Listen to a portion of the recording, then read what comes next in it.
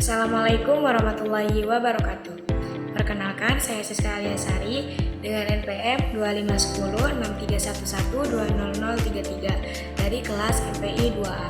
Di sini saya akan mengerjakan ujian akhir semester mata kuliah Sejarah Peradaban Islam. Yang mana di sini saya akan menjawab beberapa pertanyaan dengan berbentuk video. Jawaban pertanyaan nomor 1 yaitu Piagam Madinah merupakan konstitusi pertama yang menyatukan masyarakat Muslim, Yahudi, dan berbagai suku di Madinah dalam suatu komunitas politik. Piagam ini menjamin kebebasan beragama, persamaan hak, kewajiban membela negara, dan penyelesaian konflik secara musyawarah. Pada masa Khalifah Umar bin Khattab, sistem Diwan dibentuk sebagai administrasi negara untuk mengatur keuangan, pencatatan tentara, gaji, pajak, distribusi kesejahteraan, dan tata tertib. Sistem ini meningkatkan efisiensi pemerintahan sekaligus menjaga keadilan sosial. Keduanya menunjukkan bahwa stabilitas negara dibangun melalui hukum, administrasi yang baik, serta penghormatan terhadap keberagaman. Nilai tersebut masih relevan dengan pluralisme modern, yaitu negara menjamin hak warga tanpa membedakan agama, suku, maupun latar belakang. Nah, nomor 2 yaitu Dinasti Umayyah berorientasi pada ekspansi wilayah dan sentralisasi pemerintahan. Kekurangannya adalah dominasi bangsa Arab sehingga menimbulkan diskriminasi terhadap kaum Mawali, yang akhirnya memicu berbagai pemberontakan. Sebaliknya, dinasti Abbasiyah lebih menekankan pengembangan ilmu pengetahuan, birokrasi, dan keterlibatan berbagai etnis seperti Persia. Namun, sistem birokrasi yang terlalu kompleks menyebabkan munculnya perebutan kekuasaan, korupsi, serta melemahnya kontrol pusat. Kedua dinasti mengalami kemunduran karena konflik internal, perebutan kekuasaan, lemahnya kepemimpinan, serta tekanan dari musuh. Nah, yang ketiga yaitu di Andalusia, Islam berkembang sebagai pusat ilmu pengetahuan dunia.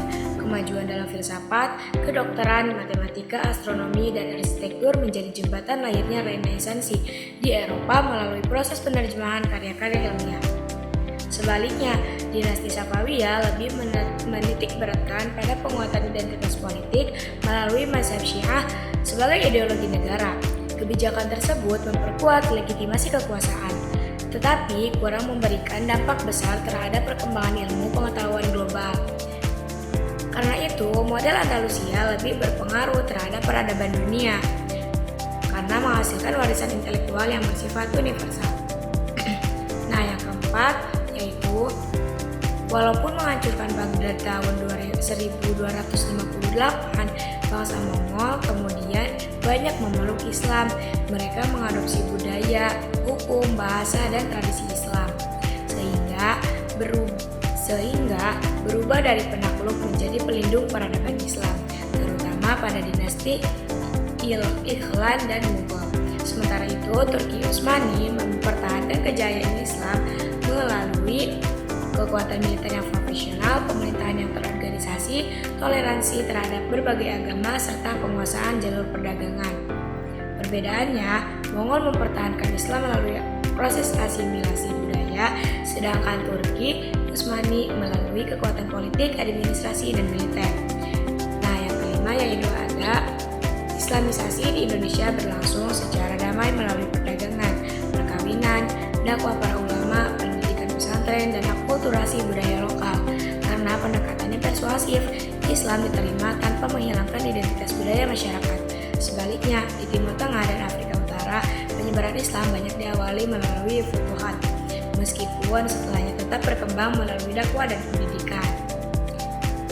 Nah, yang keenam ada yaitu lembaga seperti Universitas Al-Qarawiyyin di Maroko dan Universitas Sankore di Timbuktu menjadi pusat pendidikan, ilmu pengetahuan, dan peradaban Islam sejak abad pertengahan. Hal ini membuktikan bahwa Afrika memiliki peran penting dalam perkembangan ilmu pengetahuan Islam. Pandangan Eropa yang menganggap Islam hanya berasal dari Timur Tengah kurang tepat karena Afrika juga memiliki memberikan kontribusi besar dalam pendidikan, perdagangan, arsitektur, dan penyebaran ilmu yang kemudian memengaruhi perkembangan peradaban Barat. Nah, jawaban yang ketujuh yaitu beberapa penelitian menyebut adanya kemungkinan kontak awal pelaut Muslim dari Afrika Barat atau Nusantara dengan benua Amerika sebelum Columbus. Walaupun bukti tersebut masih diperdebatkan, keberadaan komunitas Muslim sejak awal sejarah Amerika tidak dapat diabaikan. Rekonstruksi historiografi perlu dilakukan dengan penelitian ilmiah yang objektif melalui kajian arkeologi, manuskrip, serta sumber sejarah lintas negara agar kontribusi umat Islam dalam sejarah dunia mendapat pengakuan yang proporsional. Nah, yang terakhir yaitu menurut Ibnu Khaldun, kemajuan suatu peradaban tergantung pada kuatnya asobiyah, kepemimpinan yang adil, ekonomi yang sehat, serta semangat menuntut ilmu. Peradaban akan melemah ketika masyarakat hidup berlebihan, korupsi meningkat, solidaritas menurun, dan ilmu pengetahuan diabaikan. Pada era digital, kebangkitan peradaban Islam ditentukan oleh kemampuan membangun persatuan, meningkatkan kualitas pendidikan, menguasai ilmu pengetahuan dan teknologi, memanfaatkan media digital secara bijak, serta menjaga nilai moral dan etika Islam.